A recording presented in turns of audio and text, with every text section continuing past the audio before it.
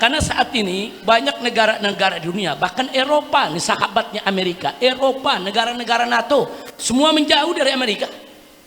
Semua menjauh dari Amerika, enggak mau dekat sama Amerika. Semua protes Amerika, sampai di PBB pun. Saudara, banyak pemimpin-pemimpin barat yang protes Amerika. Tatkala Amerika udah dijauhi oleh para pemimpin, kok Indonesia justru merapat? Ada apa? Malaysia saja negara tetangga kita nggak mau. Kita berkali-kali menasehati presiden. Board of Peace itu tidak baik. Sebaiknya Indonesia keluar dari Board of Peace. Saya percaya presiden punya niat baik untuk menciptakan perdamaian dan memperjuangkan kemerdekaan Palestina melalui jalur diplomasi di PBB, di Board of Peace maupun di forum internasional lainnya. Saya percaya niat baik tersebut. Tapi faktanya, nah kita bicara fakta sekarang. Kan presiden kemarin janji kepada para ulama, kalau memang faktanya nanti merugikan, beliau siap keluar dari Board of Peace. Sekarang sudah saatnya beliau harus keluar. Loh, faktanya apa? Mari kita lihat. Gara-gara beliau masuk Board of Peace, akhirnya seluruh dunia, saudara, menganggap Indonesia ini antek Amerika. Kenapa? Karena saat ini banyak negara-negara di dunia, bahkan Eropa, nih sahabatnya Amerika, Eropa, negara-negara NATO, semua menjauh dari Amerika. Semua menjauh dari Amerika, enggak mau dekat sama Amerika. Semua protes Amerika, sampai di PBB pun. Saudara, banyak pemimpin-pemimpin barat yang protes Amerika. Tatkala Amerika udah dijauhi oleh para pemimpin, kok Indonesia justru merapat? Ada apa? Malaysia saja negara tetangga kita nggak mau. Saudara, Malaysia menjalin hubungan baik dengan Amerika, tapi masuk Board of Peace enggak. Malaysia juga memperjuangkan kemerdekaan Palestina, saudara. Karena dia tahu, Malaysia tahu masuk Board of Peace didikte oleh Donald Trump. Nah, ini yang terjadi saat ini. Nah, buktinya apa? Saya tunjukkan. Satu, gara-gara Indonesia masuk ke Board of Peace, saudara, presiden kita bawa ke sana. Begitu Iran diserang secara brutal oleh Israel dan Amerika, presiden kita nggak berani mengecam. Sampai hari ini nggak ada tuh presiden mengecam serangan Israel, mengecam serangan Amerika, apalagi mengutuk, nggak ada. Kenapa?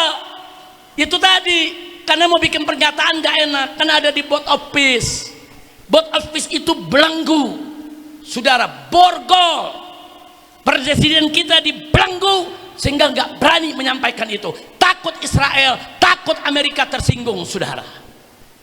Jadi ikut ke Board of Peace itu bahaya.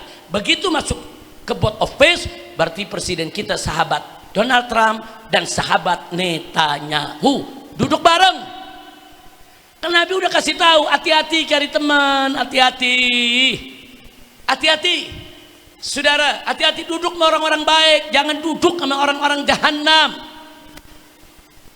Yang kedua, begitu saudara pemimpin tertinggi Iran, yaitu Ayatollah Sayyid Ali Khamenei, saudara, dibunuh secara brutal, dirudal, dibom, saudara. Dengan pejabat-pejabatnya, dengan rakyat-rakyatnya. Lagi-lagi nggak ada ucapan belasungkawa dari presiden kita. Apa sih sulitnya mengucapkan belasungkawa? Malaysia hari ini kejadian, 1 jam kemudian langsung mengucapkan belasungkawa. Nggak berani. Kenapa? Karena diikat dengan Board of Peace. Kalau ngucapin belasungkawa dianggap dukung Iran. Kalau dukung Iran nanti diusir dari Board of Peace. Jangan nunggu diusir, keluar. Ini bukti masuk Board of Peace, bukti sudah nggak berani ngucapin belasungkawa, nggak berani.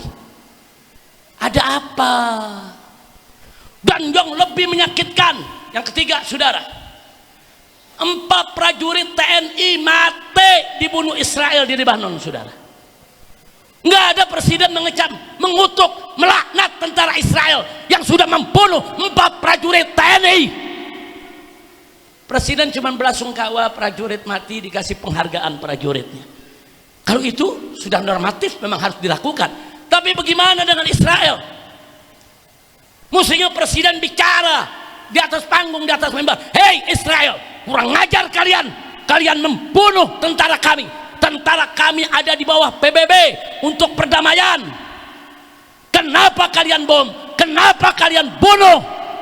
Bicara. Nggak berani. Kok sampai setakut itu, saudara?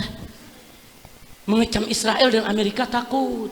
Ini dia nih, gara-gara diikat dengan board of peace. Fakta, jadi nggak berani.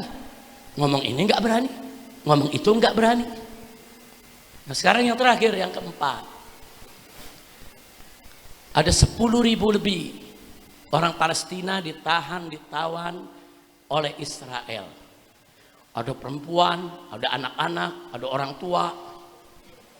Dan mereka kemarin diputuskan oleh pengadilan maupun oleh parlemen Israel untuk dihukum mati. Ini sekarang lagi nunggu pelaksanaan dihukum mati, saudara. Mana suara presiden kita? Teriak dong. Hei Israel, jangan kau melanggar hukum internasional. Kok ada anak kecil ditawan? Ada urusan apa? Emang anak kecil ikut perang? Ada warga sipil ditawan dan semuanya mau dihukum mati. Biadab, marah sebagai pemimpin negara kaum muslimin terbesar di dunia. Nggak ada, saudara. Sampai hari ini nggak ada. Jadi ingat Pak ya, ini bukan masalah kecil. Kalau kita lengah nih bulan ini, minggu besok atau 2 minggu lagi atau bulan depan, 10.000 mau dihukum mati. Ini bukan hukum mati, ini pembantaian, ini genosida. Presiden mesti bicara, keluar Pak, Bapak Presiden keluar dari BOP. Tunjukkan kalau Bapak itu singa yang siap menjaga umat Islam dimanapun berada. Tunjukkan seluruh umat Islam, bahkan seluruh rakyat Indonesia yang cinta kemanusiaan, cinta keadilan ada di belakang Bapak.